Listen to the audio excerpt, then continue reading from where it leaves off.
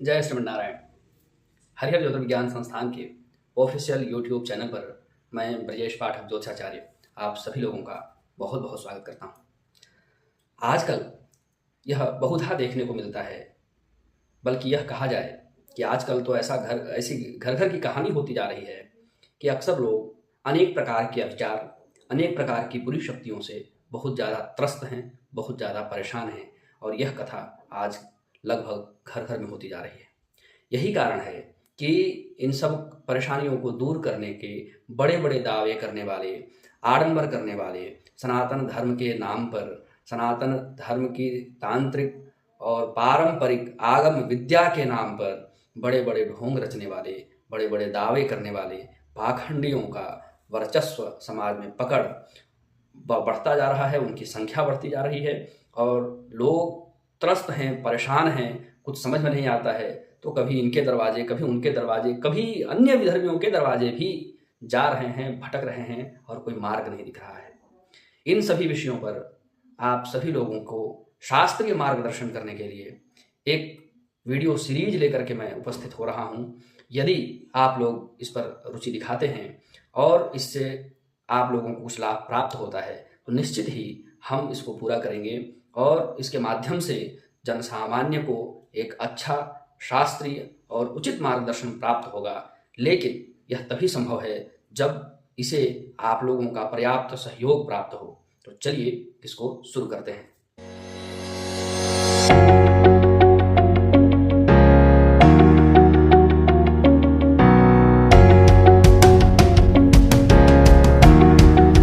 गुरुजी प्रणाम। जय जय श्रीमन्नारायण, जय श्रीमन्नारायण।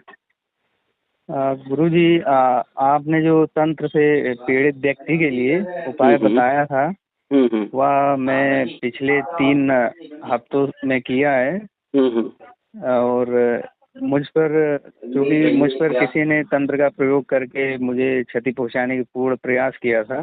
तो मेरा तो सौभाग्य था कि मैं आपके संपर्क में था, आप से मैंने संपर्क किया था और आपने मुझे बचा लिया। सच कहूँ तो बहुत ही बड़ा प्रयोग था। तो आपने जो कुछ उपाय बताए उससे मुझे काफ़ी लाभ हुआ, काफ़ी मेरी स्थिति बहुत ज़्यादा सुधरी 3 हफ्ते में। और ये तो गुरुजी मैं ये चाहता हूँ कि लोकहित में आप इस विषय पर कुछ प्रकाश डालिए, जिससे बाकी लोग भी जो इससे पीड़ित हैं और उन्हें इसका हल नहीं मिल पाता है तो उस पर आप अगर कुछ प्रकाश डालें जी तो काफ़ी अच्छा रहेगा लोकहित के लिए। जी बिल्कुल, इस विषय पर बहुत कुछ किया जा सकता है, बहुत कुछ बताया जा सकता है। और जहाँ तक मेरा अनुभव है, छोटी छोटी गलतियां करके लोग बड़ी बड़ी समस्याओं को आमंत्रित कर रहे हैं। जहाँ तक मेरा समाज का के प्रति अध्ययन है, समाज को जहाँ तक मैं जैसा देख रहा हूँ और लगभग 20 वर्षों से तो मैं देख ही रहा हूँ। जब मैं 10 वर्ष की आयु में था तब तक समझने, सोचने, समझने की क्षमता, और चूंकि मैं इस परंपरा में रहा हूँ, हमारे परिवार में भी इस प्रकार की परंपरा रही है। हमारे जो दादाजी का कुल है वो भी बहुत सुयोग्य तंत्रज्ञों का कुल रहा है। तो जहाँ तक मेरी समझ है, इस क्षेत्र में लगभग 10 वर्ष की आयु में पर्याप्त परिपक्वता इस संबंध में आ गई थी। और तब से लेकर आज तक मैं समाज को देख ही रहा हूँ। उस समय कैसा समाज था, आज कैसा है, क्या चेंजेस हुए हैं, क्या कैसा है। और आजकल जो इतने बड़े बड़े पाखंड फैलाने वाले और लोग भरे हुए हैं, उसका कारण भी यही है कि लोग तरह तरह की समस्याओं से ग्रस्त हैं और उनको लूटने वाले लोग भरे पड़े हैं। समस्या का समाधान करें न करें, लूटने के लिए पूरा उनका वो बना हुआ है। तो उसमें जनता की भी कुछ गलती है। इस सीरीज पर आपने बड़ा अच्छा वो किया है, तो इसको प्रारंभ कर सकते हैं। एक ही बार में जनता को सारी बात मैं बता दूं और वो समझ ही जाए और सुधार ले ही आए, ये तो संभव नहीं है। क्रमशः यदि बताया जाए तो मुझे लगता है कि ज्यादा लाभ होगा और हम लोग इस पर चर्चा कर सकते हैं। आप प्रश्न पूछ सकते हैं उसके उत्तर के रूप में, और कुछ मुझे अतिरिक्त उस प्रश्न के दौरान ही जो अतिरिक्त विचार आएंगे, जो बताना होगा वो मैं समाज के लिए बता सकता हूँ। थोड़ा सहयोग आप लोगों को करना पड़ेगा, बस ये इतनी सी बात है। तो गुरुजी, जो मेरा पहला प्रश्न है, क्या जो तंत्र है सच में लोगों को हताहत करने के लिए ही होता है या फिर तंत्र का कोई एक अलग ही प्रयोग रहा है हमारे सनातन शास्त्रों में या हमारे? जी, पहले हम जब किसी शब्द पर विचार करते हैं तो पहले ये देखना चाहिए कि भारतवर्ष में शब्द विचार की क्या परंपरा रही है। जब भी मैं कोई व्याख्यान देता हूँ किसी विषय पर या कुछ चर्चा करता हूँ, तो सबसे पहले उस जो शब्द है जिस विषय पर व्याख्यान देना है उसकी चर्चा करता हूँ, ताकि लोग वो समझें कि भाई वो शब्द बना कैसे है, उसकी व्युत्पत्ति किस प्रकार से हुई है, और तभी हम आगे जो है बढ़ सकते हैं। तो जैसे आप घर में साग सब्जी बनाते हैं, कुछ भी चीज बनाते हैं, और कुछ भी चीज बनाने के लिए तरह तरह की चीजें जुटाते हैं, उनको आपस में मिलाते हैं, तब जा करके कोई एक चीज तैयार होता है। रोटी भी बनाना है तो हमको आटा चाहिए, पानी चाहिए, ईंधन चाहिए, एक पर्याप्त तापमान में उसको बनाया जाए तब तैयार होता है। इसी प्रकार से शब्दों के साथ भी है। लोग ऐसा नहीं है कि अपने मन से कुछ भी बोल दिए और कुछ भी अर्थ निकल गया, कुछ भी कर दिए, ऐसा बिल्कुल नहीं होता है। तो तंत्र शब्द की व्युत्पत्ति में कहा जाता है तननात् त्रायते इति तंत्रम, जो हम त्रायते मतलब रक्षा करता है, त्राण का अर्थ कल्याण से है, जो रक्षा करता है। तननात् त्रायते, जिसकी प्रैक्टिस करने पर, जिसका अभ्यास करने पर व्यक्ति की रक्षा होती है, व्यक्ति का त्राण होता है, व्यक्ति बंधनों से मुक्त हो जाता है, उसको तंत्र कहते हैं। तो यही तंत्र शब्द की व्याख्या है। और यह जो तंत्र है वो लगभग सभी सेक्टर में है, कोई ऐसा सेक्टर नहीं है जो तंत्र का प्रयोग नहीं करता हो तंत्र शब्द की व्युत्पत्ति के अनुसार। अब आप देखिए जितने भी वो हैं, सामान्य रूप से जुगाड़ को भी तंत्र कह देते हैं। उसमें क्या हुआ, काम को सरलता कर दिया, व्यक्ति परेशान था काम कर करके, उसने कुछ जुगाड़ लगाया और काम कर दिया। तो एक सामान्य बोलचाल में लोग जुगाड़ शब्द के लिए भी तंत्र शब्द का प्रयोग करते हैं, भाई इसमें कुछ तंत्र लगा दो काम हो जाए। और जितने भी एआई टेक्नोलॉजी इत्यादि हैं, तो टेक्नोलॉजी के लिए भी तंत्र शब्द का प्रयोग हो जाता है। मशीनों के लिए, मशीनरीज के लिए यंत्र शब्द का प्रयोग करते हैं, टेक्नोलॉजी के लिए तंत्र शब्द का प्रयोग करते हैं। तो उसका काम ही है कि हमारे कार्यों को आसान कर देना, हमारी इच्छाओं को, हमारी कल्पनाओं को साकार रूप प्रदान कर देना, या हम अगर किसी परेशानी से गुजर रहे हैं तो उस परेशानियों से हमको मुक्त कर देना। यही तंत्र का बेसिक कंसेप्ट है। लेकिन बात वही है कि निर्भर करता है कि कोई भी शक्ति किसके पास है, ये निर्भर करता है। जब विश्व की सत्ता भारत के पास थी, तो जब भारत विश्व गुरु था, तब नदियां जो है वो पूजनीय थी। भारत में कोई पानी बेचने की तो कल्पना भी नहीं कर सकता था। कोई पानी मांगे तो पानी पिलाना पुण्य का कार्य होता था। इस समय और तो हर कोई शास्त्रों में, पुराणों में स्पष्ट रूप से वर्णित है, दूध बेचना अपराध है, ऐसा वर्णित है। ऐसे देश में जब अन्य लोगों के पास सत्ता चली गई, ऐसे देश में भी लोग पानी भी बेच रहे हैं, दूध भी बेच रहे हैं, मिलावट भी कर रहे हैं, और गौ माता के साथ क्या क्या क्रूरताएं हो रही हैं वो पूरी दुनिया देख रही है, जान रही है। तो बस बात सत्ता का फर्क है, दृष्टिकोण का फर्क है। भाई किसके हाथ में क्या आता है, पुलिस के पास में या किसी अच्छे सज्जन के पास में यदि बंदूक है तो हमारी रक्षा के लिए प्रयोग करेगा। वही बंदूक किसी दुष्ट व्यक्ति के पास चला गया तो काम तो उसका अच्छा है, पर उसको वो जो है गलत तरीके से उसका प्रयोग करेगा। तो इसी प्रकार से ज्ञान तो ज्ञान है, तंत्र का ज्ञान तो ज्ञान है। निर्भर करता है कि वह ज्ञान सज्जन मनुष्य के पास है कि कपटी मनुष्य के पास। संस्कृत भाषा में सुभाषितानी है, एक बहुत प्रसिद्ध सुभाषितानी है, विद्या विवादाय धनं मदाय शत्रु परेशान परिपीडनाय। विद्या जो है विवाद के लिए होता है, और विद्या विवादाय धनं मदाय, धन जो होता है वो क्या करने के लिए होता है, अहंकार करने के लिए होता है। किसके पास ऐसा है, तो खलस्य, खलों के पास, खल के पास, दुष्ट प्रकृति वाले व्यक्ति के पास यदि कोई विद्या आ गई तो उससे विवाद करेगा। विवाद मतलब झगड़ा करेगा, कलह करेगा, किसी दूसरे को कष्ट देगा। विद्या विवादाय धनम मदाय शक्ति ही परेशान परिपीडनाय, शक्ति होगी तो अन्य लोगों को पीड़ित करेगा। ये तो खलों का स्वभाव है। साधुओं का स्वभाव कैसा है, खलस्य साधो विपरीत में तत्, साधुओं का स्वभाव इसके जस्ट विपरीत है। ज्ञानाय दानाय च रक्षणाय, विद्या होगा तो ज्ञान के लिए होगा, है ना, धन होगा तो दान के लिए होगा, और शक्ति होगी तो रक्षा के लिए होगी। यह तो प्रसिद्ध सुभाषितानी है जो मैंने 7वीं कक्षा में पढ़ा था। विद्या विवादाय धनं मदाय शक्ति ही परेशान परिपीडनाय खलस्य साधो विपरीत में तत्, ज्ञानाय दानाय च रक्षणाय। जो विद्या तो विद्या है, ये निर्भर करता है कि वह विद्या यदि सज्जन के पास होगा तो कल्याण में उपयोग होगा, और वही विद्या यदि दुर्जन के पास होगा तो समाज के विनाश के लिए उपयोग होगा। इसलिए सभी विद्याओं के डिस्क्लेमर में हमेशा से आरंभ में ही, अंत में नहीं, आरंभ में ही हमारे ऋषि मुनियों ने, पूर्वजों ने बहुत सख्त हिदायत के साथ कहा है कि इस विद्या को गोपनीय रखो और सत्पात्रों को ही देना है। पुत्र भी यदि कुपात्र है तो उसको विद्या नहीं देना है। ऐसी बातें लगभग सभी विद्याओं के प्रारंभ में ही बहुत स्ट्रिक्टली हमारे पूर्वजों ने, उस विद्याओं के प्रणेताओं, प्रवर्तकाचार्यों ने स्पष्ट रूप से बार बार उल्लेख किया है। और परंपरा से पढ़ाने वाले गुरुजनों ने भी उस बात की प्रतिज्ञा कराई है, उनको कहा है यह विद्या गलत हाथों में न जाने पाए, इसकी सुरक्षा की जिम्मेवारी आपकी है। यह बात बार बार कहा गया है। तो गुरुजी वो विद्या कैसी विद्या होती थी, मतलब किस चीज से संबंधित होते, हम कैसे समझें कि हाँ ये हम विद्या ही है? मतलब देखिए, ज्ञान और विज्ञान दो प्रकार के शब्द प्रयोग किए गए हैं भारतीय परंपरा में, खास करके दार्शनिक दृष्टिकोण से आप देखें तो दार्शनिक दृष्टिकोण से जब आप विज्ञान बोलते हैं तो वह विज्ञान का अर्थ होता है भौतिक ज्ञान अथवा भौतिक विषयों का ज्ञान। और जब आप ज्ञान शब्द का प्रयोग करते हैं उसका अर्थ होता है परम ब्रह्म का ज्ञान, परम सत्ता का ज्ञान।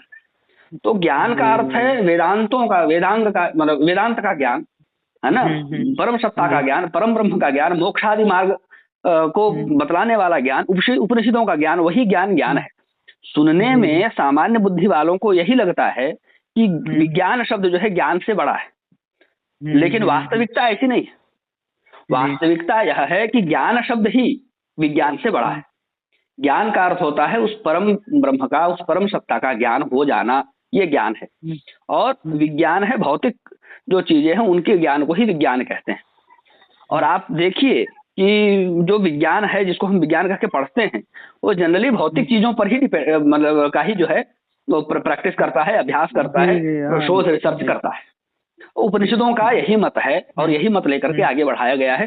पर प्रोपेगेंडा ऐसा चलाया जाता है कि विज्ञान ही सबसे बड़ा है, उससे बड़ा कुछ भी नहीं है और अन्य चीजों को नेग्लेक्ट कर दिया जाता है।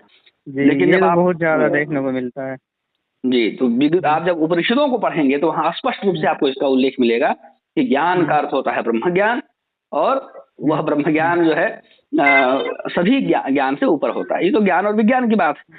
विद्याओं में 14 विद्याएं कही गई हैं, 14 विद्याओं का उल्लेख पुराणों में मिलता है। तो उन 14 विद्याओं में से कोई विद्या हो, और किसी विद्या का ज्योतिष भी एक विद्या है, तो तंत्र भी एक विद्या है, तो वेद भी एक विद्या है।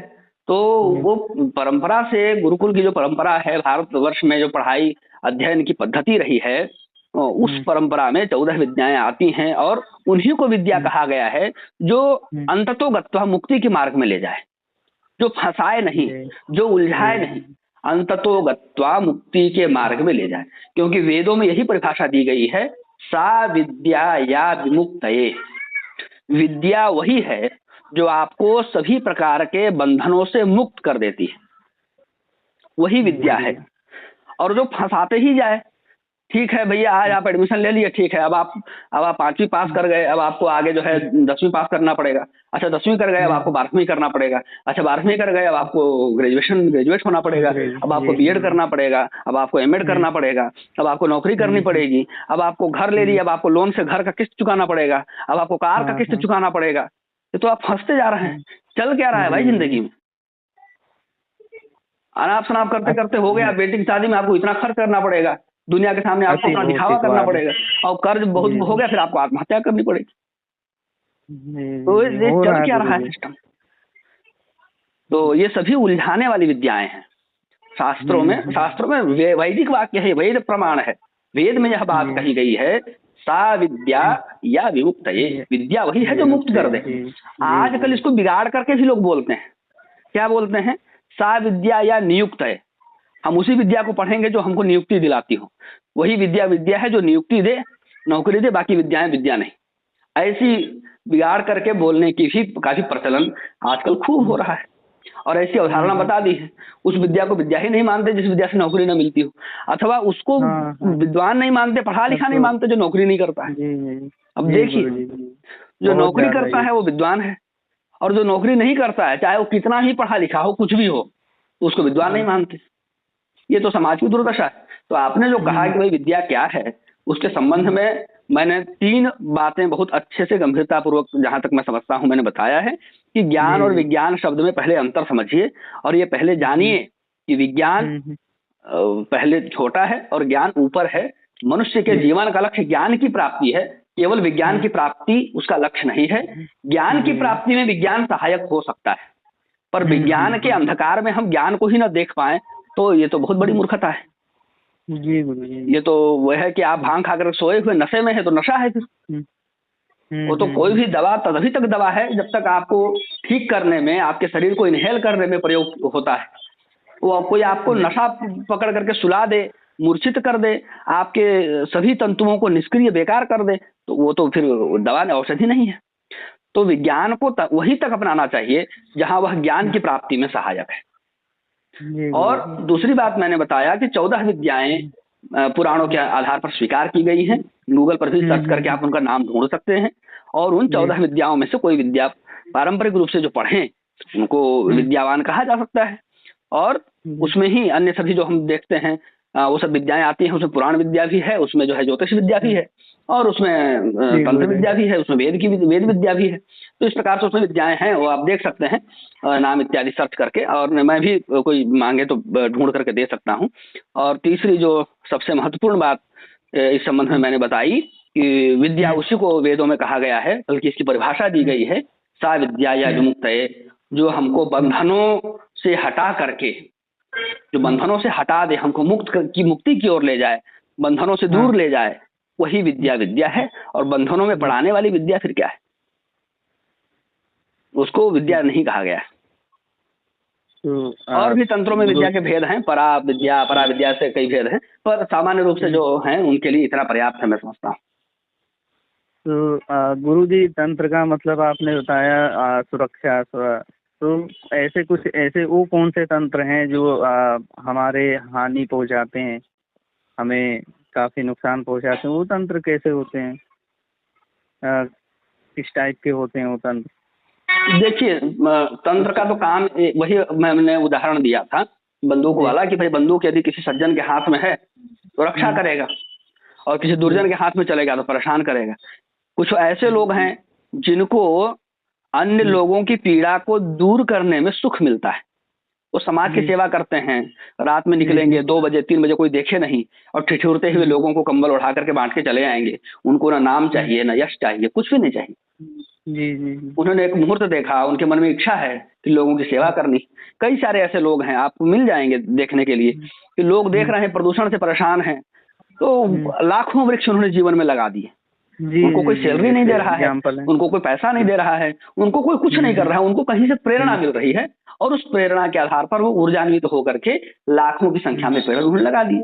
कुछ ऐसे लोग हैं, उनका पुत्र दुर्घटना में मारा गया, तो जीवन की सारी कमाई हेलमेट बांटने में और लोगों को जो है सड़कों के नियम सुधारने में अपना पूरा जीवन उन्होंने लगाया, लाखों करोड़ों लोगों को उन्होंने जागरूक किया। तो इस प्रकार से अनेकों उदाहरण हैं, जैसे अच्छे अच्छे उदाहरण हैं कि भाई लोगों को कुछ ऐसे लोग हैं जो समाज की सेवा करके, समाज को अच्छा रास्ता दिखा करके उनको अच्छा मिलता है, अच्छा लगता है, सुकून मिलता है। ऐसे ही समाज में दुर्जन लोग भी हैं जिनको केवल दूसरों को कष्ट में देख करके ही सुख मिलता है, दूसरों को कष्ट में देख करके ही उनको किक मिलती है। तो वो अपनी सारी ऊर्जा, अपना सारा धन, उससे कोई कहे कि भाई दूसरे को कष्ट देके तुमको क्या मिल रहा है, तो क्या मिल रहा है भौतिक रूप से तो दिखा नहीं सकता है, पर उसकी संतुष्टि, क्योंकि वो दुर्जन है, उसके मन को खुराक उसी में मिलता है तो लोगों को दुखी देखे, लोगों को परेशान देखे। आपने देखा होगा केरल में वो हाथी को जो है अनानास में वो कुछ ऐसे करके खिला दिए थे, कितना कष्ट हुआ उसको सुन करके, हम पीड़ित हो गए, पर करने वाले को मन में कुछ अच्छा हुआ होगा तभी उसने ऐसा किया, उसको ख्याल आया होगा मैं ऐसा कर दूं तो मुझे अच्छा लगे। कई लोग ऐसे होते हैं, कोई कुत्ता रास्ते में पड़ा है, उसको कुछ बिस्किट इत्यादि खरीद के दे देते हैं। वही कुछ होते हैं, कुछ उसने कुछ किया नहीं है, पर एक पत्थर उठा के मार देंगे, हंसते हुए चल देंगे, उनको हंसी आ गई, और उसी को देख के, उसी क्रिया को देख के किसी को कष्ट हो गया। क्रिया तो वही है, व्यक्ति पर निर्भर कर रहा है कि उसको देख के वो प्रसन्न हो रहा है या दुखी हो रहा है। तो संसार में हमेशा से दो प्रकार के लोग एग्जिस्ट करते हैं, खली कपटी लोग और शतुगुणी लोग। जी। तो लोग कहें कि भाई प्रकृति तो त्रिगुणात्मिका है, सतोगुण रजोगुण तमोगुण, लेकिन बात यह है कि रजोगुण का काम सिर्फ वो प्रवृत्ति कराने में, सतोगुणी व्यक्ति भी सतोगुण से संबंधित कार्य करने के लिए प्रवृत्त तभी होता है जब रजोगुण उसको प्रेरित करता है। तो रजोगुण का काम केवल प्रेरित करना है। जब सतोगुणी को प्रेरित करेगा तो वह सतोगुण का प्रचार करेगा, जब तमोगुणी को प्रेरित करेगा तो तमोगुण का प्रचार करेगा। इस प्रकार ऐसे सैकड़ों लोग हैं समाज में भाई, सैकड़ों सैकड़ों लोग हैं। अच्छा, अपने भलाई के लिए वो चाहते हैं कि समाज उनके प्रति ईमानदार रहे, लोयल रहे, अच्छा रहे, उनका कुछ बुरा न करे, पर ऐसे सैकड़ों लोग हैं, मेरी दृष्टि में भी हैं, जिन्होंने अपने जीवन का मूल लक्ष्य बना लिया है कि हम दूसरों को परेशान करेंगे। बस आप अपने आसपास देखिए, जो हमारे श्रोता हैं वो अपने आसपास देखें, 50 लोगों की टीम में आप काम कर रहे हैं, किसी ऑफिस में, किसी उसमें, कोई ऐसा व्यक्ति जरूर होगा जो सबकी केवल टांग खिंचाई करेगा। बॉस के पास गया, वो ऐसा कर रहे थे, चुगली करेगा, उसका कोई लेना देना नहीं है, फिर भी शिकायत करेगा, चुगली करेगा, परेशान करेगा। क्यों? क्योंकि कपटी व्यक्ति है, उसको उसी में मजा आता है। और कोई ऐसे व्यक्ति होंगे जो बिना किसी आशा के, बिना किसी उम्मीद के, बिना कुछ सोच के सबकी सहायता करते हैं, सबकी मदद करते हैं। तो ये ही इसमें मुख्य बात है कि तंत्र तो वैसा कुछ भी नहीं है किसी को परेशान करने वाला, कुछ करने वाला।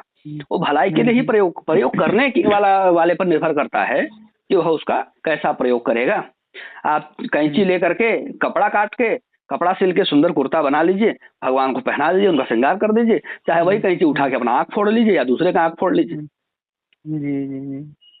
तो गुरुजी, अब ये एक टॉपिक पर आते हैं। ये जो आजकल घरों में अपना जो भी है नज़र वजर उतारने के लिए, या कुछ उन्हें लगता है कि ऐसा कुछ किसी ने नज़र वजर मार दिया, तो लोबान वगैरह जलाते हैं फुकाकर मुल्ले मौलवी से। तो ये मतलब कितना सही है, किस हद तक सही है ये लोबान वगैरह जलाना घर में? देखिए, इन संबंध में मैं अपनी बात, तो मेरा सबसे पहले ही बात मैं सभी लोगों को बता देता हूँ, मेरा अपना कोई मत नहीं है।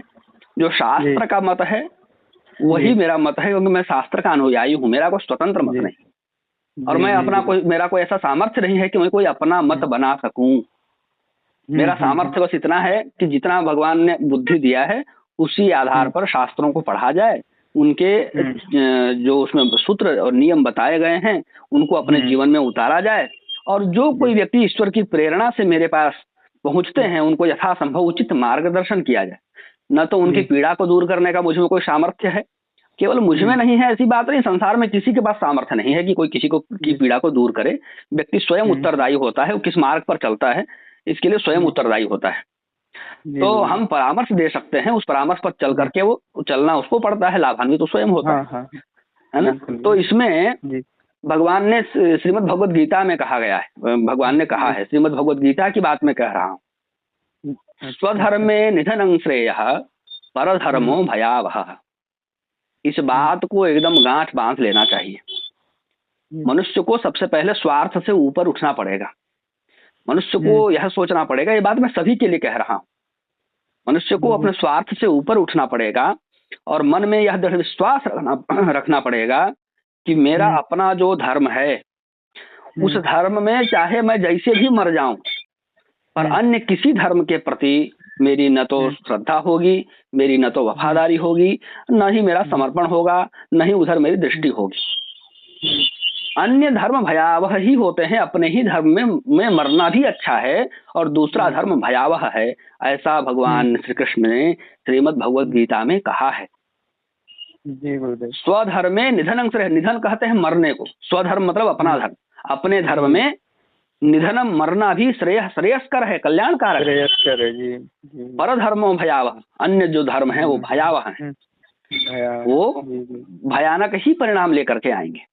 आप देखिए, इसके मैं कई उदाहरण दे सकता हूँ। आयुर्वेद को छोड़ करके जल्दी लाभ मिलता है ऐसा कह करके एलोपैथ की ओर सभी जाने वाली जो जनता है आज अपना सर्वस्व एलोपैथी के नाम पर खोले गए बड़े बड़े हॉस्पिटलों में अपना सर्वस्व लुटा देती। भारत में के इतिहास में, सृष्टि से लेकर आज तक का इतिहास देख लीजिए, लक्ष्मण जी जब मूर्छित हुए थे और सुषेण वैद्य ने उनका उपचार किया था, इस तरह की स्थिति यदि उत्पन्न हो जाए तो क्या लक्ष्मण जी की चिकित्सा हो सकती थी? वो भी सुषेण वैद्य के द्वारा, इतने बड़े वैद्य के द्वारा। उन्होंने कौन सी अपनी प्रॉपर्टी लिख करके दे दी सुषेण वैद्य को? आज तो इतनी खराब स्थिति हो जाए तो डॉक्टर बचाएंगे कि नहीं बचाएंगे वो तो सेकेंडरी मैटर है, वो सेकेंडरी मैटर है। प्राइमरी मैटर ये हो जाता है कि आपका सारा धन आप उस डॉक्टर को दे देंगे। हाँ, मरीज बचेगा कि नहीं बचेगा वो दूसरी बात है। जी जी। इसीलिए कहा गया है आजकल के डॉक्टरों के लिए, वैद्यराज नमस्तुभ्यम, हे वैद्यराज मैं आपको प्रणाम करता हूँ। क्यों प्रणाम करता हूँ? यमराज सहोदर, आप तो यमराज के दूसरे भाई। कैसे दूसरे भाई हैं? यमस्तु हरते प्राणान, यमराज क्या है? केवल प्राण ही हरण कर पाता है। यमस्तु हरते प्राणान वैद्य प्राण धनानि च, आप तो प्राण भी ले जाते हैं और धन भी ले जाते हैं। तो ये स्थिति है। कारण क्या है? यही मनुष्य का स्वार्थ।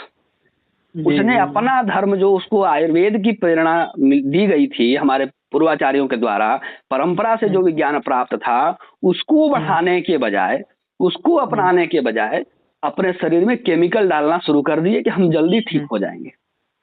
इससे तुरंत काम हो जाता है और वापस आना इनको ही पड़ रहा है। लेकिन आज के समय में क्या है कि आपकी परंपरा खत्म हो गई, आयुर्वेद पढ़ने वालों को आपने पूछा नहीं, तो अब आयुर्वेद की जो सुविधा भी है वह भी अब करोड़ों में मिलती है। शरीर शोधन की जो प्रक्रियाएं हैं आयुर्वेद इत्यादि के माध्यम से, केरल में, कर्नाटक में, बहुत सारे राज्यों में वह प्रक्रियाएं की जाती हैं, पर आम आदमी वहां जा नहीं सकता है। जी जी जी, केवल उसमें एक एक दिन की फीस 5-5, 10-10 लाख रुपए है भाई, कैसे जाएंगे आप? कोई नहीं, इतना महंगा कर दिया गया है आपकी विद्या को आपके ही देश में। ये कारण है आपका स्वार्थ। तो मनुष्य को अपने परेशानी का समाधान करने से पहले भूत का विचार और भविष्य का विचार जरूर कर लेना चाहिए। ऐसा ना हो कि एक परेशानी अभी चली जाए और कल वो परेशानी बड़े रूप में आए। हमारे एक मित्र हैं, रांची के हैं, बहुत घनिष्ठ हमारे मित्र हैं, बहुत मेरा सम्मान करते हैं, मित्रवत भी हैं और गुरुवत भी हैं, परामर्श भी लेते हैं, तो मैं उनके लिए गुरुवत भी हूँ, गुरुवत भी मानते हैं और मित्रवत भी मानते हैं। उनको बैक पेन रहता था और उस समय डॉक्टर के पास जब दिखाते थे तो बैक पेन के लिए पेन किलर लिख देता था। 10 वर्ष पहले की बात है। वो पेन किलर वो इतना खाए, अभी बिल्कुल युवा है, वो 30-35 40 से कम ही उम्र होगी उनकी, 35-36 संभवतः उम्र होगी। अभी उनका किडनी फेल होने की स्थिति आ गई। उनका वो चेहरा देख के मैं पहचान ही नहीं पाया क्या हो गया अचानक से। तो जाने वाले थे उधर दर्शन करने के लिए संभवतः अमरनाथ की ओर, उसके लिए मेडिकल चेकअप हुआ, तब उनका पता चला कि उनका तो वो कीटोन लेवल कुछ होता है बहुत ज्यादा बढ़ा हुआ है, वो कैंसिल हो गया। डॉक्टर को चेक कराए, लगातार उनके स्वास्थ्य में हानि हो रही। तो डॉक्टर ने कहा कि भाई कौन आपको मरने की दवा दे दिया?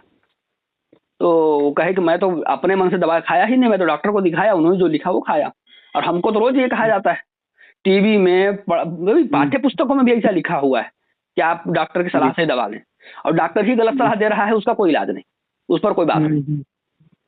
तो उसका जो अभी किडनी खराब हुआ, उसकी परिवार यदि कुछ अनहोनी होती है या अभी भी बीमार है तो भाई जिम्मेवारी तो कम हो रही है ना, कम निभा रहे हैं। तो इसका जो परिवार पर असर पड़ रहा है उसके लिए कौन जिम्मेदार है? यह सोचने की बात है।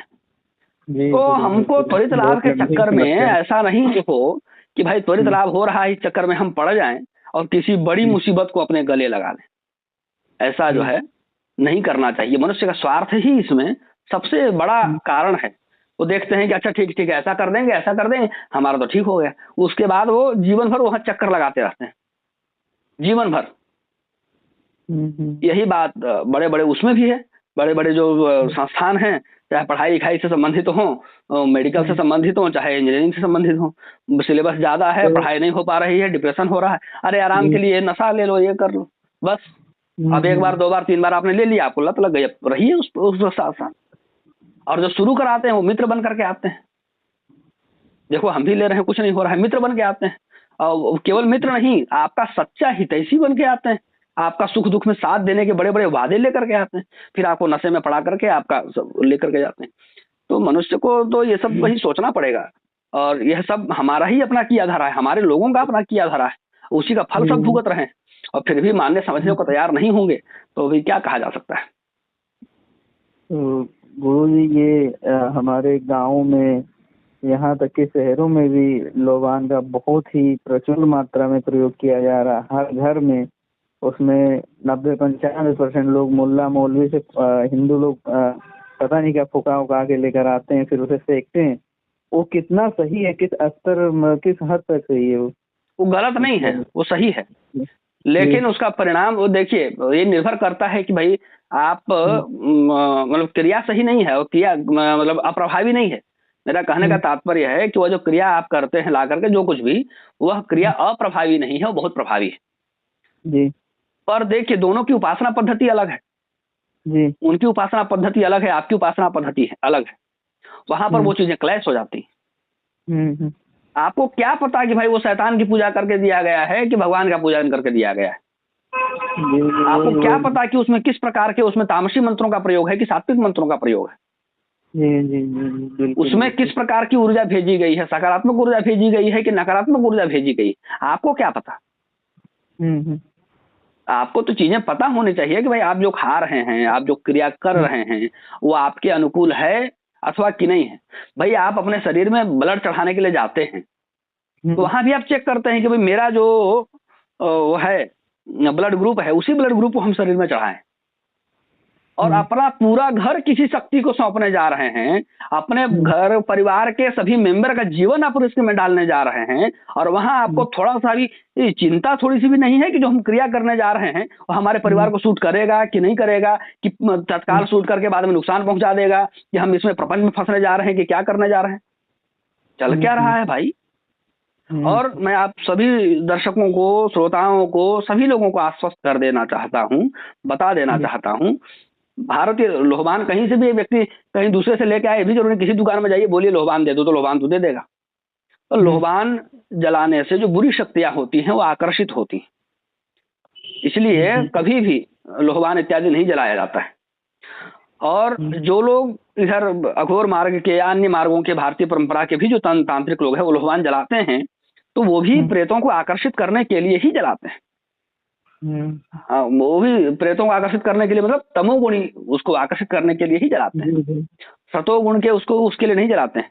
सतोगुण के लिए दो चीजें जलाई जाती हैं। एक होता है धुवन, जो एक पेड़ है सखुआ का पेड़, जो झारखंड में विशेष रूप से पाया जाता है, सखुआ का पेड़। तो बहुत प्राचीन 100, 150, 200 साल पुराने सखुआ के पेड़ के जड़ के नीचे गोंद जैसा वो जमता है जिसको धुवन कहते हैं, उसको जलाया जाता है। और एक होता है गुग्गुल, उसको जलाया जाता है। ये दोनों चीजें सतोगुण को दिखाती है और लोहबान तमोगुण को दिखाता है, धुवन सतोगुण को दिखाता है, गुग्गुल रजोगुण को दिखाता है। तो ये दो चीजें जो हैं सतोगुणी और रजोगुणी तक तो ठीक हैं, आप स्वयं तमोगुण को लेकर के वो करेंगे। मैंने तो कई लोगों को देखा है जो कज्जली तंत्र करके एक आता है, हाथ में काजल लगा करके अंगूठे में, और उसमें प्रेत का आवाहन करके कोई वस्तु खो गई है तो उसको पूछते हैं, तो उसमें भी लोहबान जलाया जाता है। ऐसे कई सारे लोग हैं, कोई व्यक्ति खो गया, कुछ वस्तु नष्ट हो गई तो प्रेत को बुलाने के लिए कुछ कुछ वो करते हैं, उससे बुलाकर पूछते हैं कि वो सामान कहाँ रखा है या वो व्यक्ति कहाँ चला गया, या कोई प्रश्न है उसका उत्तर जानना है। तो उस समय जिस प्रेत को बुलाना होता है उसका नाम लेते हैं, उसका मंत्र जपते हैं, साथ में लोहबान भी जलाते हैं। तो यह परंपरा से चीजें मैंने स्वयं देखी है, इन सब चीजों को बहुत बारीकी से स्वयं देखा है। तो यह बात मैं आप सभी दर्शकों को, श्रोताओं को एकदम आश्वस्त करके बता देना चाहता हूं कि आप जो कुछ क्रिया कर रहे हैं एक बार चिंतन कर लें, क्योंकि आप जो भी कुछ करेंगे उसका प्रभाव परिवार के सभी सदस्यों पर पड़ेगा। अरे भाई, जब आप खाना बनाते हैं और खाना खराब हो जाता है, उससे परिवार के सभी लोगों का पेट खराब हो जाता है। एक छोटी सी क्रिया है ना। आप पानी लेकर के आए, बरसात का पानी आपने किसी उसमें डाल दिया, लोग पी के बीमार पड़ गए, आपकी एक क्रिया से सब व्यक्ति प्रभावित हुए कि नहीं हुए? अब आप जो है आपके चारों और सराउंडिंग में जो शक्तियां हैं उनको, उनमें आप प्रवेश कर रहे हैं, उनके साथ छेड़छाड़ कर रहे हैं, उनके साथ तालमेल बना रहे हैं, और आपको ये बात समझ में नहीं आ रही है इससे केवल आपका जीवन नहीं मतलब दांव पे लग रहा है, पूरे परिवार का लग रहा है। पूरे परिवार का नहीं, पूरा घर जो है, घर में भी जो देवता हैं, आपके घर जब बनाते हैं तो 64 देवताओं की स्थापना होती है पूरे घर में। आप उनका तिरस्कार कर रहे हैं, आप अपनी परंपरा का तिरस्कार कर रहे हैं, आप परिवार के सभी सदस्यों का जीवन रिस्क में डाल रहे हैं, आपको होश नहीं है। और हमारे पास जब लोग आते हैं तो एकदम क्रिटिकल कंडीशन जब हो जाता है, 5 साल 7 साल तक ऐसे तंत्रों का प्रयोग करवा के आते हैं, कहते हैं बचा लीजिए। हम क्या बचा लें? हमारे पास बचाने लायक स्थिति में तो पहुंचो, तभी तो हम बचा लें। ये बात है। अयोध्या के एक संत जी थे, एक बहुत अच्छी प्रेरणादायक बात बता रहा हूँ आप लोगों को। जरूर सुनिए, आंखों देखी घटना है, कहानी नहीं है। अयोध्या के एक संत जी थे और भगवान श्री रामचंद्र जी अनन्य उपासक। अनन्य उपासक मतलब भगवान के भक्त थे। वो भक्त दो तरह के होते हैं, ये भी बता देता हूँ। एक भक्त वो है जो भगवान से चाहता है, तो जो भगवान से चाहता है वो भगवान का भक्त नहीं है, वो भक्त है संसार का। भगवान हमको ये दे दीजिए, वो दे दीजिए, तो ये दे दीजिए, वो दे दीजिए, लेकर क्या करेगा? वो संसार की भक्ति करेगा, लोगों को दिखाएगा मेरे पास ये है, अपना ठाट बाट दिखाएगा, अपना भौकाल जमाएगा। दूसरा भक्त है भगवान का भक्त, उसको भगवान से कुछ नहीं चाहिए, बल्कि उसके पास जो भगवान ने पहले से दे रखा है वो भी उनको सौंपता रहता है। वो भगवान का भक्त है, उसको भगवान से कुछ नहीं चाहिए। केवट आया, इतनी गरीबी स्थिति थी उसकी, भगवान दे रहे तो कुछ नहीं लिया। भगवान के भक्त को भगवान से कुछ चाहिए नहीं। आप बोलते रहिए कि हम भगवान के भक्त हैं और जाके उनसे मांगते रहिए। तो आप कह रहे हैं और आप कर रहे हैं, दोनों में आसमान जमीन का फर्क है, आपके कथनी और करने में अंतर है। आप भगवान के नहीं, संसार के भक्त हैं, और संसार में अपना भौकाल जमाने के लिए भगवान से चीजों को मांग रहे हैं। ये आपकी मानसिकता है। तो भगवान के वो परम भक्त थे, जिस संत की मैं बात कर रहा हूँ अयोध्या के, उनका पैर सड़ गया था, उसमें कीड़े बाहर निकल निकल कर रेंगते थे, ऐसी स्थिति हो गई थी। बहुत उच्च कोटि के विद्वान भी थे, उनके पास विद्यार्थी पढ़ने आते थे, तो दवा का घेरा बना करके और दूर से विद्यार्थियों को पढ़ाते थे, स्पर्श नहीं करने देते थे किसी को। कोई पानी वानी फिर तो दूर से रख देता था, फिर वो उठा के पीते थे, खाना भी ऐसे ही उनका सब चलता था। एक विद्यार्थी कहा कि यार गुरुजी इतने विद्वान हैं, इतने भक्त हैं, इतने कष्ट और में रहते हुए भी कभी रोते नहीं हैं, चिल्लाते नहीं हैं, किसी को गाली नहीं बकते हैं, किसी को कुछ कहते नहीं हैं, मस्त तिलक चंदन करके राम राम जपते रहते हैं। कोई विद्यार्थी आता है तो पढ़ाते हैं, हमको गुरुजी के लिए कुछ करना है। तो वो जो है विष्णु सहस्त्र नाम का पाठ करने, भगवान को चैलेंज करने के लिए, विष्णु सहस्त्र नाम का पाठ करने के लिए, क्या आप इतने निर्दयी हैं, अपने भक्त को ऐसा छोड़ दिया। विष्णु सहस्त्र नाम का पाठ करने के लिए वो संकल्प करके चला गया। अब किसी ने आकर के गुरु जी को बता दिया, गुरु जी वो शिष्य है आपका, बहुत प्रेम करता है, देखिए आपके लिए विष्णु सहस्त्र नाम का पाठ कर रहा है। बड़े प्रेम से उन्होंने कहा कि उसको मेरे पास बुला लो। वो आए, पहले एक लाठी उसको पड़ा, पीटते तो नहीं थे, पर उसकी क्रिया के कारण उसको एक लाठी पहले पड़ा। अरे जब भगवान ने दे रखा है तो कुछ सोच के देख, तुम उसको उनके काम में डिस्टर्ब कर रहे हो।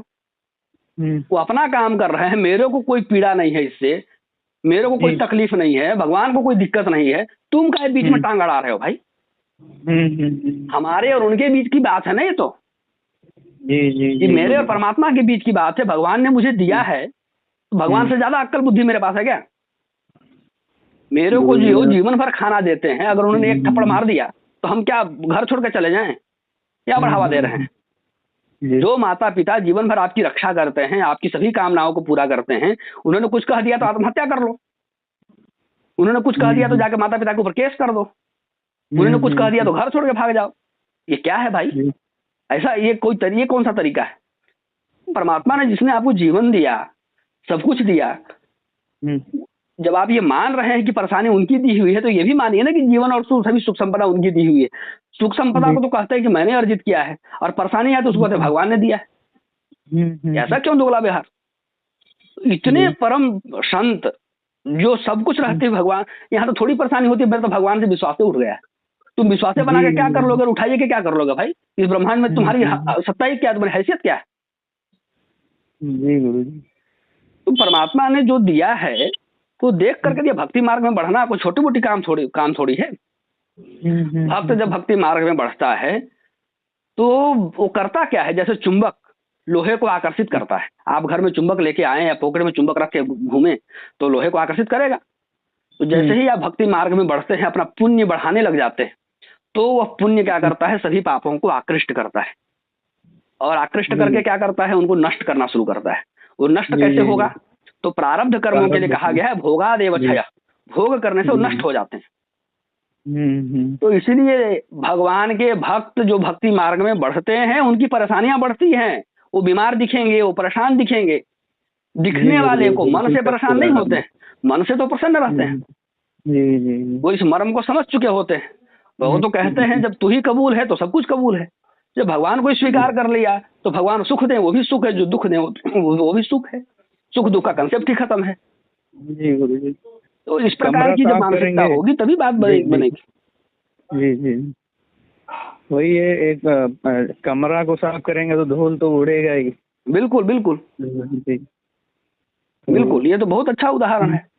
आप घर को साफ कर रहे हैं और कह रहे हैं कि धूल कैसे उड़ रहा है, हमको तो इससे एलर्जी हो रही है, हमको तो इससे। हाँ, अब मनुष्य की मूर्खता देखिए, वो पहले तो ऊपरी शक्तियों को मानता नहीं है, वो मानता नहीं है कि उसके अलावा कोई शक्ति है, उसको कोई दूसरी शक्ति प्रभावित कैसा वो मानता नहीं। इतना बड़ा मूर्ख है व्यक्ति, एक सामान्य कॉमन सेंस नहीं। कहेंगे कि मैं विज्ञान का विद्यार्थी हूँ, एकदम आधुनिक हूँ, फलाना ढिमकाना, बड़ी बड़ी बात करेंगे, पर उनके सोचने का स्तर देखिए। घर को के सामग्रियों को आप ऐसे ही बिखेर दीजिए, उसके बाद उस घर में रहिए, और फिर उन सामग्रियों को व्यवस्थित कर दीजिए, उसके बाद उस घर में रहिए। एक छोटी छोटी चीज आपके मन पर कितना प्रभाव डाल रही है। आप कहेंगे कि तो निर्जीव वस्तु है, यहाँ पड़ा रहे चाहे वहां पड़ा रहे। एक निर्जीव वस्तु के भी यहाँ वहां पड़े रहने से आपके चित्त पर प्रभाव पड़ता है। एक साफ सुथरा घर में घुस के ही प्रसन्नता होती है, व्यवस्थित घर में घुस के ही अलग प्रसन्नता होती है। एक बिखेरे हुए और कभी झाड़ू नहीं लगा, कुछ नहीं लगा, ऐसे घर में घुसते ही मन खराब होता है। आपको इतनी सी बात नहीं समझ में आती है कि ये सब छोटी छोटी चीजें आपको प्रभावित कर रही हैं। जब इतनी छोटी छोटी चीजें प्रभावित कर सकती हैं आपके चित्त को, तो फिर बड़ी बड़ी शक्तियों का क्या कहना है। और बिना सोचे बिना समझे बड़ी बड़ी चीजों को आमंत्रित करते रहिए, उनको बुलाते रहिए, उनके आकर्षण के प्रयोग करते रहिए, वो तो आएंगे, आ करके अपना सब वो करके चले जाएंगे। उसके बाद आपको कौन बचाएगा? उसके बाद आपको कौन बचाएगा? यही तो होता गया ना भारत में। कैसे हुआ? आक्रमण करने वाले आए, देखे कि फलाने फलाने राजा के बीच दुश्मनी है, एक राजा से मिल गए, हम तुम्हारी मदद करेंगे, उसको हराओ, हमारी सेना तुम्हारे साथ लड़ेगी, बाद में तुमको वहां का भी राजा बना देंगे, हमको इतना टैक्स दे देना, हमको ये दे देना। तालमेल कर दिए, उसको मार दिए, बाद में इसको भी मार दिए, दोनों को हड़प लिए। भारत में कब्जा कैसे हुआ? अंग्रेजों ने या जिन लोगों ने भी कब्जा किया, कैसे किया, किस प्रकार से किया? तो ये सभी चीजें इस प्रकार से चलती। बिल्कुल बिल्कुल। तो मैं समझता हूँ कि इस पर और चर्चा हम लोग अगले उसमें करें। 40 मिनट लगभग हो गए हैं, और लोग अपना अनुभव बताएं, वो क्या सोचते हैं, क्या करते हैं, क्या इस सीरीज को हमको आगे बढ़ाना चाहिए, इस पर अपने अनुभव, अपने विचार कमेंट बॉक्स पर लिख करके दें। उनके सभी प्रश्नों का मैं उत्तर देने का प्रयास करूंगा, और आपके माध्यम से भी लोग अपने प्रश्न रख सकते हैं, या इस पर और क्या टॉपिक जोड़ा जा सकता है, कुछ जिज्ञासाएं हों, कुछ भी हो, तो आप जरूर उसकी अभिव्यक्ति करें और इसको अधिक से अधिक लोगों तक पहुंचाएं, ताकि लोग जागृत हों, ताकि उनकी हम मतलब उनको हमारी मदद की आवश्यकता संसार में किसी को नहीं है। वो व्यक्ति बस सही रास्ते पे चले तो उसको संसार में किसी की मदद की जरूरत नहीं, सही रास्ते पर चले, बस इतना ही है। सही रास्ते पर चले तो अनावश्यक परेशानियां आएंगे ही नहीं, बिल्कुल नहीं आएंगी। तो वो एक है जो भी थोड़ा बहुत गुरुजनों के मुख से, अपने वंश की परंपरा से, अपने कुल की परंपरा से, अपने शास्त्र परंपरा से जो कुछ सीखा है, उसके माध्यम से यदि मेरे विचारों से, मेरे मार्गदर्शन से कुछ आपका लाभ हो सकता है, धर्म की कुछ सेवा हो सकती है, तो मैं जरूर सहर्ष इसको स्वीकार करूंगा, इस कार्य को आगे बढ़ाऊंगा। इसके लिए आप सभी लोगों का सहयोग बहुत अपेक्षित है, तो इस पर आप लोग सहयोग करें, और जो भी प्रश्न होंगे उसको अगले उसमें पूछा जा सकता है। अगला इसका खंड हम लोग बना सकते हैं, जैसा मेरा विचार है। तो यदि कोई बहुत महत्वपूर्ण प्रश्न न रह गया हो तो इसको यहाँ वो करके और अगले उसमें हम लोग कर सकते हैं, जैसा आप कहें। जी गुरु जी, कर सकते हैं।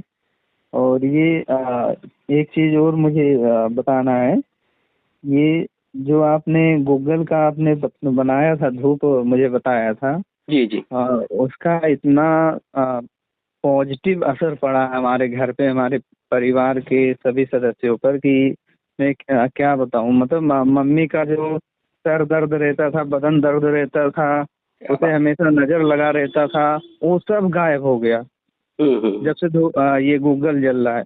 हमारी जो छोटी बहनें हैं वो भी बहुत परेशान रहती थी, हमेशा कुछ ना कुछ उन्हें बीमारियां जैसे लगी ही रहती थी, उठती नहीं थी, काम करने का कुछ मन नहीं होता था, हमेशा पड़ी रहती थी। गूगल जलते ही ऐसा लग रहा जैसे उनके अंदर एक नई ऊर्जा आ गई, एक कुछ ऐसा हो गया जैसे घर का पूरा माहौल ही पूरा सकारात्मक हो गया। मन हमेशा सबका खिलखिला रहता, प्रसन्न रहता नहीं, हमेशा कुछ ना कुछ लगा रहता था, नोक झोंक, परेशान, सर दर्द, मतलब बहुत पीड़ा। एक गूगल इतना चमत्कारी चीज मैंने अपने जीवन में कुछ देखा ही नहीं है, सही कहें तो। मतलब बहुत ही लाभ, बहुत लाभ, मतलब हर किसी को जलाना चाहिए, गूगल का धूप देना चाहिए भगवान को अपने घर के मंदिर में। मुझे जो मतलब अनुभव हुआ है वो मैंने शेयर किया है। बिल्कुल बिल्कुल बिल्कुल, हर व्यक्ति का केस अलग हो सकता है और आपके केस के आधार पर जो मुझे आवश्यक लगा वो मैंने एकदम आपको, मेरे नज़र से देखा जाए तो बहुत प्राथमिक उपचार बताया है, जिसको फर्स्ट एड कहते हैं। आपकी दृष्टि में वो समस्या बहुत बड़ी लग रही है, जैसा आपने मुझे बताया था, और जितना आप परेशान होकर के बोल रहे थे, तो मुझे ऐसा लग रहा था कि तो बहुत क्रिटिकल कंडीशन है, असाध्य रोग जैसा है, पर वो प्राथमिक चिकित्सा से ही दूर हो गई। तो मुझे लगता है इन्हीं सब ने आपको प्रेरित किया इन सबको प्रारंभ करने के लिए। तो जैसा आप बोल भी रहे थे, ठीक है, देखते हैं ये कितना आगे तक जाता है और कितने लोगों का मार्गदर्शन हो पाता है। जैसा भी है, मैं नियमित रूप से तैयार हूँ। बहुत अच्छा लगा कि आपने अपने अनुभव शेयर किए और लोग आपके अनुभव से प्रेरित हों, और आप जैसे अन्य भी जो लोग हैं उनके अनुभवों से प्रेरित हों, अच्छे लोगों के अनुभव से। और भगवान श्री कृष्ण का जो आदेश है, स्वधर्मे निधनं श्रेयः परधर्मो भयावहः, इसको अपनाएं, इसको याद रखें, इसके अपने बच्चों को, इसको अपने बच्चों को भी सिखाएं। ठीक है, जय श्री नारायण। प्रणाम गुरु जी। जय श्री।